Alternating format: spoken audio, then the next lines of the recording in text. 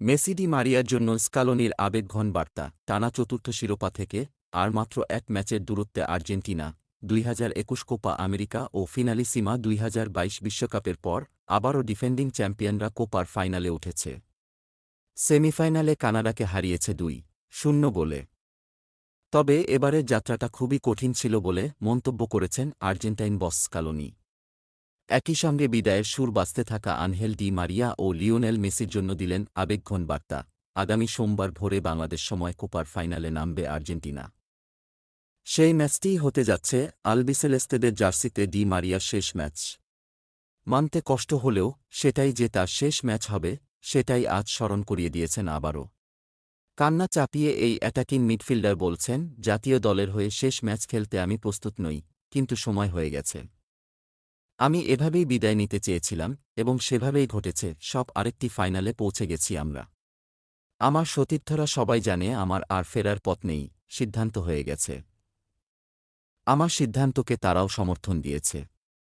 যদিও তারা কিছুটা বিরক্ত করেছে এবং তা সত্ত্বেও সিদ্ধান্ত চূড়ান্ত। আর মাত্র একটি ম্যাচ বাকি, স্বপ্নের মতো শেষটা পাচ্ছি এবং এটাই আমি চেয়েছিলাম। পরে ডি মারিয়ার অবসর প্রসঙ্গে জানতে চাওয়া হয় আর্জেন্টাইন মাস্টারমাইন্ড স্কালোনির কাছে। তিনি কথা বললেন অনেকটা ধীরস্থির মনোভাবে। আমি অপেক্ষা করতে চাই এবং ডি মারিয়া খেলা চালিয়ে যেতে দেওয়ার পক্ষপাতী। জাতীয় দলের জার্সিতে তাকে বিদায় জানাতে চাই না।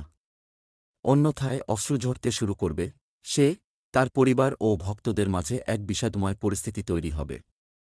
আমরা তাকে খেলতে দিতে চাই এবং আমরা চেষ্টা করে দেখব তাকে আরও কিছু সময় খেলা চালিয়ে যাওয়ার ব্যাপারে রাজি করানো যায় কিনা। সবকিছুর ঊর্ধ্বে চাই সে এই মুহূর্তটা উপভোগ করুক। অন্যদিকে ফের অবসরের ইঙ্গিত দিয়েছেন আলবিসেলেস্তে অধিনায়ক মেসিও। তার করা এগুলো আমাদের শেষ লড়াই উক্তি ভয় ধরিয়ে দিয়েছে আলবিসেলেস্তে ভক্তদের মনে, যা নিয়ে প্রশ্ন গিয়েছিল কোচ স্কালোনির কাছেও। জবাবে তিনি আগের মতো করেই বলেছেন, আমরা তাকে একা থাকতে দিই। সে জানে সে একমাত্র নয় যে দরজা বন্ধ করতে হবে। আমাদের পক্ষ থেকে সেই পথ সবসময় খোলা। যে যতটা সময় চায় আমাদের সঙ্গে থাকতে পারবে, এমনকি যদি সে অবসরও নিয়ে নেয়।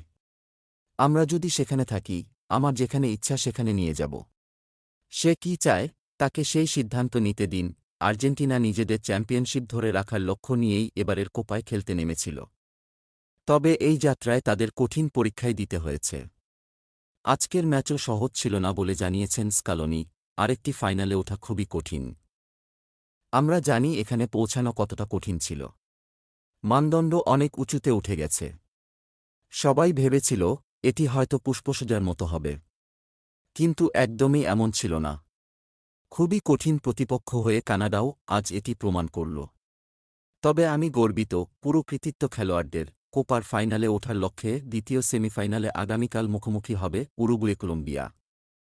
বিজয়ী দল ফাইনাল খেলবে আর্জেন্টিনার সঙ্গে। তাই সেই লড়াইও যে কঠিন হবে সেটা স্মরণ করিয়ে দিয়ে স্কালোনি বলেন, ফাইনালের সম্ভাব্য দুটি প্রতিপক্ষই শীর্ষস্থানীয় জাতীয় দল। তাই ফাইনালের প্রতিপক্ষ হিসেবে যে কোনো একটি দলের কথা বলা কঠিন হবে। তাদের মধ্যে একটি দল উরুগুয়ে এরই মধ্যে আমাদের হারিয়েছে। খুবই কঠিন ম্যাচ ছিল। এই কোচ নেস্তার লরেন্সো আসার পর আমরা কলম্বিয়ার সঙ্গে, তবে আমরা জানি তারাও খুব কঠিন হতে পারে।